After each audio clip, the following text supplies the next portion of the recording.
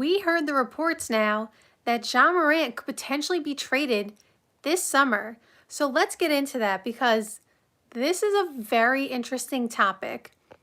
Now, if we go back to one of my live streams from maybe like a week ago when I was talking about the Luka trade, I said, and I'm not happy that it seems like it might be coming to fruition, but I said that the Nico Harrison Luka trade might be setting up a precedent without him actually knowing it of trading players before, or I guess during, their Supermax contract. Now, Ja Morant, correct me if I'm wrong, he didn't get the Supermax contract because he did not make the All-NBA team, I believe, in 2022-2023 season.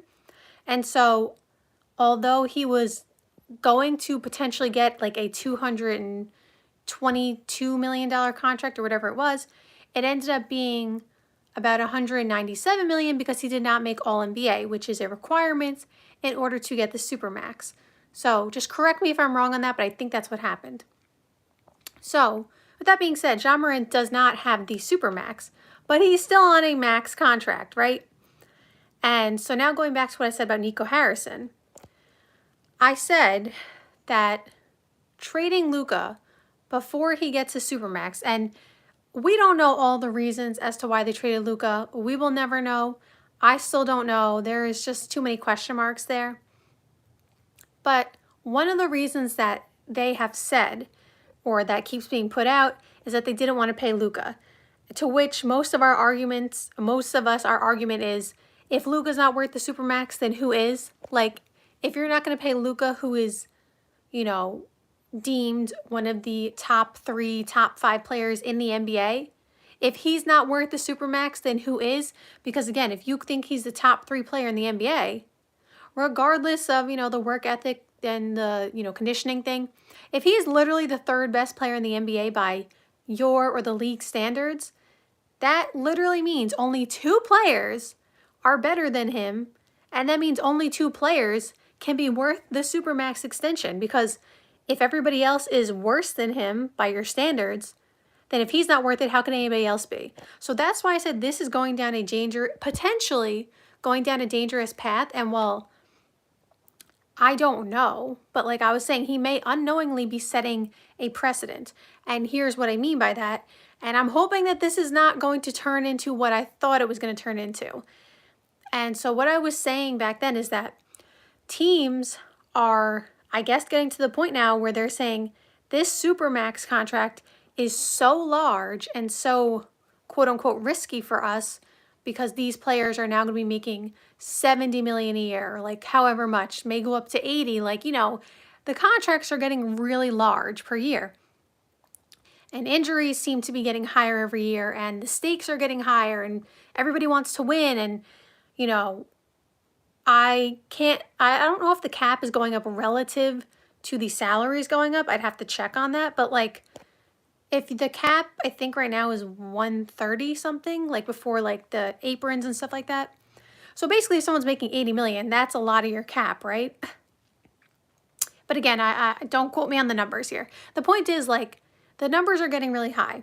So teams are now getting to the point where they're like, I don't know if this risk is worth it, because are we going to win a championship with this player right now in their Supermax? Are they going to get hurt? Are they injury prone? Are they doing everything they need to win? Whatever their thought process is around the league, all these GMs for these players who are up for these Supermax contracts.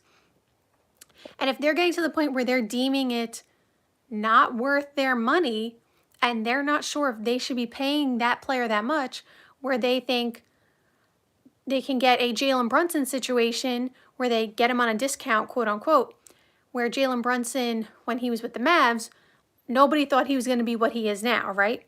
So the Knicks got him in what a lot of people thought was actually an overpay. Like when Jalen Brunson signed with the Knicks, a lot of people were like, why would they pay him that much money? That's what people were saying. And then quickly he proved he was worth that money and more, right? So teams might be getting to the point where they're saying, we can get someone to do what he does, maybe a little lesser than him, but good enough that we don't have to pay them that kind of money, right? So to circle back, I'm nervous that we may be getting to that, and the Luka trade may have been the domino to start this, where teams are going to just start moving players. And I said players are going to recognize this, but like before they get their Supermax or right when they get it or whatever. And players are going to recognize this and ask out of the team before the team can try to trade them. Like basically I said it's going to be a game of chicken or whatever I said. It's basically to see like who can get ahead first, the player or the organization. Who can get on top first? Who can say we're going to move this player? Who can get the power first? Like all these things, right?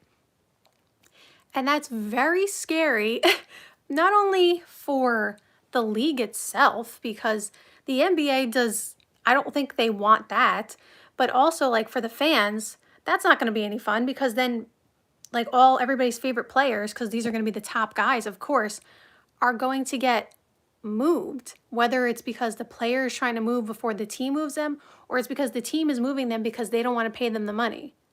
Like I'm just, making up hypothetical scenarios here. And so the reason that this is kind of a problem, and we'll get to Ja Morant potentially being traded, but I want to talk about this first because I feel like this is really important. Adam Silver introduced, like this was not always there. He introduced the Supermax 5 years ago, 6 years ago, like not super long ago. Like it hasn't been that long that it's been introduced.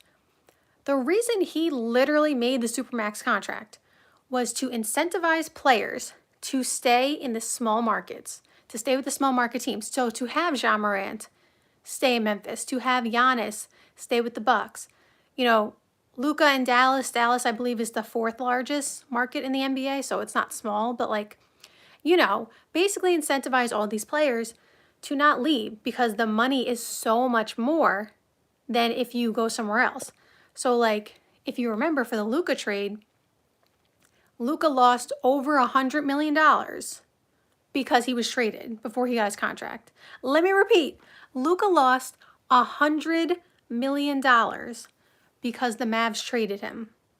So he's not getting that back, right? Like the Lakers can't give him a Supermax. So he lost $100 million. So that is, the staggering difference between Supermax and just a max with another team whenever. And so I say all that to say, Adam Silver introduced it so players would not just leave, right? But if teams are saying now, we don't want to pay that amount, again, just hypothetically, and they're going to start moving these players before they have to pay the Supermax, well, Adam Silver is going to have an issue because he's going to have to figure out, how do I keep players in these small markets, the big stars, if the team owners, again, hypothetically, I'm not saying this is 100% happening or that this is what all the owners are thinking and the GMs. I'm just, giving you a scenario here. But he's going to get to a point, Adam Silver, where he's like, what am I supposed to do? Because this was what I put in place to incentivize them to stay. And if the owners and the GMs are saying, we don't think it's worth the risk paying all that money, then the Supermax becomes like void, like it doesn't exist. Like what? So like it's going to be a tricky situation to figure out how to, one, incentivize the players to stay in the small markets if that was the issue before, if they can't get the money, right? So like that's kind of one of the things that I said when the Luka trade happened that was a little bit scary to me because I was like, uh-oh, I feel like we may see that coming. And again, not saying 100% it is coming. I'm not trying to, I don't want to be right on that, but like this Ja Morant news coming out, and again, he already got his money and he didn't get the Supermax because he missed All NBA, but like it's, Ja Morant is in his prime. And to be fair, Ja Morant did have, he's had injury issues and, he had issues off the court where he was suspended. So like, granted, it's a bit different with Memphis. I get it. Like he's had some issues that we know about publicly. But it's still someone who has the team right back in second in the Western Conference, right? Someone who's literally entering their prime. So that is the scary thing. But to talk about the Ja Morant potential trade specifically,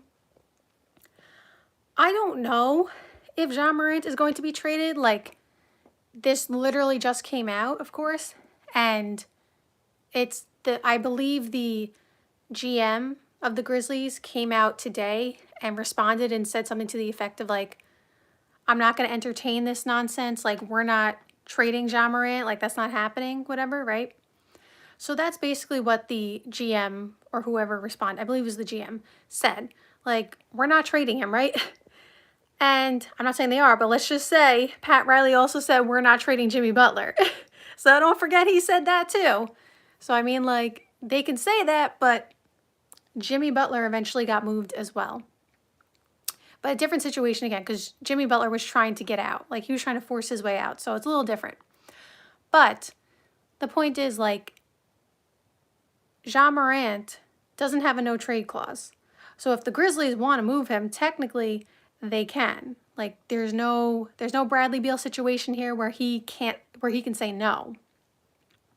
And of course, right now, the Grizzlies are, and I'm not saying they want to trade him or they are going to trade him, because, like, I don't know if I would trade Ja Morant right now either. Just look at how the Grizzlies are playing. But, like, just hypothetically speaking, if they were going to trade him, of course they're going to say, no, we're not right now, because we're in the middle of the season and the team is playing so well and they're second in the Western Conference. Like, if they can get a championship this year, they're of course going to try to do that. And if there's any, rumors and potential circulation of Ja Morant being shopped, that's going to mess with the chemistry in the locker room. We already heard it happened with the Suns. The chemistry was all messed up.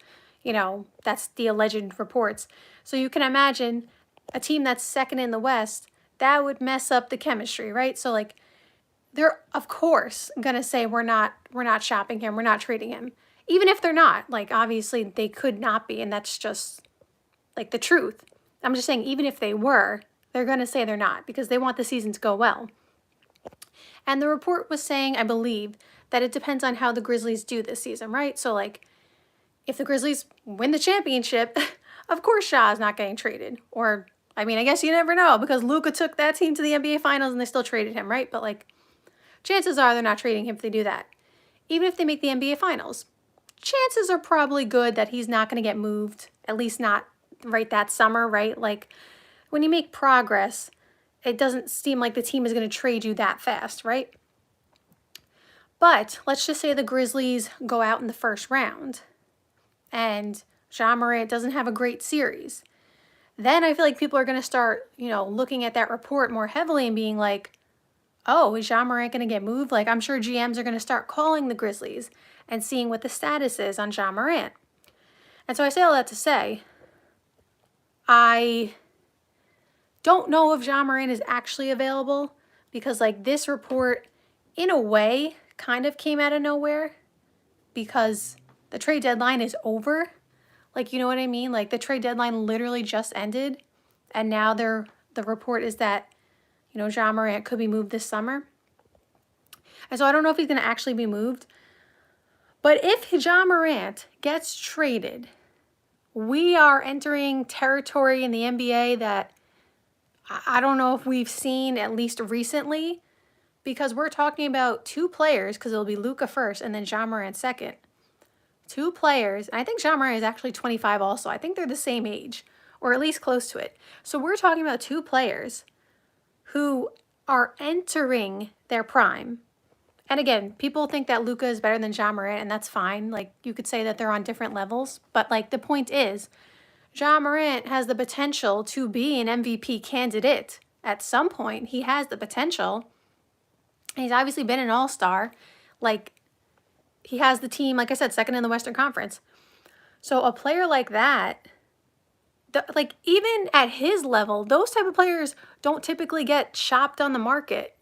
You know what I mean? Like, they don't typically get traded when they're entering their prime. They're making their team play very well. Like, those type of players don't get traded like that. Not like that. And so, like I said, I don't know where this is going, but, like, I don't like the sound of it. And it's nothing against Ja being traded specifically. Like, and here's the other thing. Like, even if the Grizzlies traded Ja, let's just say they did, the likelihood of you getting something back that is of equal value is slim to none. Like when you trade anybody, it's really hard to get fair or equal value back. Nobody thinks, or most people don't think, that the Luka Doncic trade, like the package, despite how good Anthony Davis is, it's nothing against Anthony Davis, but like you could have gotten like 10 first-round picks for Luka, right? So like people don't think the Luka package was enough, even though you got a, you know, a star player in Anthony Davis. So trading Ja, I'm not sure what kind of package they would be hoping to get back. Like if they're looking to get picks, I feel like that's kind of confusing. I'm not really sure. So like one, trading him, what direction are you trying to go in? Trying to go in. That's the question. That's the first question. The second question is, who is next after Ja if he's traded? Because you would say last year, 2 years ago, he was an untouchable. But again, after the Luka trade, nobody seems to be an untouchable except for Bradley Beal and LeBron because they have no trade clauses. And then Jokic, obviously, and then Steph Curry. And like I would say there's other untouchables. But again, because Luka was traded, it's hard to even say that. I would say Jalen Brunson's untouchable right now with the Knicks. Just because, like, even if he's not on the level of Luka, you know what I mean? But like the way the Knicks are playing and the way that they value him in the organization, I would say right now he's untouchable for them. And so like there are other untouchables, but I'm saying like basically it's a free fall in the NBA right now. And if Ja Morant gets traded, like where do they trade him to? Like where does he go? Like where is he getting traded to? Like what team has a package that the Grizzlies want, right? Like, because again, it depends on what direction they're trying to go in. Are you trying to say that Ja Morant doesn't put you in win now mode and you're looking for a win now type of player, quote unquote, the way that the Mavs said that? The Mavs said we need a win now player in Anthony Davis, even though Luka was clearly win now mode as well. And so where do you go from there? Like who are you targeting? What player are you trying to get for Ja Morant? That's the first question. And then if you're not, if you're saying we're kind of doing a soft rebuild, I guess if you want to say, then again, which team are you targeting for picks? Because the teams that have a lot of picks, for example, like OKC, like if they were just giving away Ja for free, obviously they'd be like, oh yeah, we'll take Ja. But like they don't necessarily have a need for Ja. They have Shea and their team is pretty loaded. But like they have Shea. So like they don't necessarily need Ja. So if you're trying to make a trade with OKC, who has a bunch of picks, I don't know that OKC wants to do a trade because they don't really need Ja. Not for the price that you're probably going to be asking for Ja anyway, right? So like then you go to the San Antonio Spurs, right? They just traded for De'Aaron Fox, so they don't need Ja now. They had a bunch of picks. They gave up 3 of them in the De'Aaron Fox trade. They had 9, so now they technically have 6, or I guess, or someone said they still had 9. I don't know if they traded different picks or whatever, but like the point is like they don't need him and they have a bunch of picks, so you're in a weird situation now where I don't know which team you're going to trade with. I guess you could trade with the Utah Jazz because they have a bunch of picks. But they're not necessarily ready to win right now because they're like rebuilding in a way. So like, it's a tricky situation. I don't know if Ja's getting traded. That would be really crazy. I'm not gonna lie. I don't know how to feel about this news. I really don't. And again, the Grizzlies may be 100% telling the truth. When they say they're not trading Ja, they really may not be trading Ja. And it may just be white noise, so to speak. Like it may be, you know, more based on GMs around the league hoping that Ja Morant becomes available and that, you know, if the Grizzlies flame out in the playoffs, that they will shop him rather than the Grizzlies actually wanting to move him, right? Like it may be from that angle and that may be where the report is coming from, but like nonetheless, the report is out there and that I really just don't know how to feel about it. I really just don't know what to think. So I'll leave you with that. But again, the Grizzlies might not trade Ja, and they might have no intention of trading him. Again, could just be white noise. I'm not saying that this is a report that 100% is happening. But it's definitely something to listen to, because it's like, are we having another Luka trade? And then where does Adam Silver go from here? That's the question. So thank you guys so much for watching. I hope you enjoyed this live stream, and see you soon. Bye!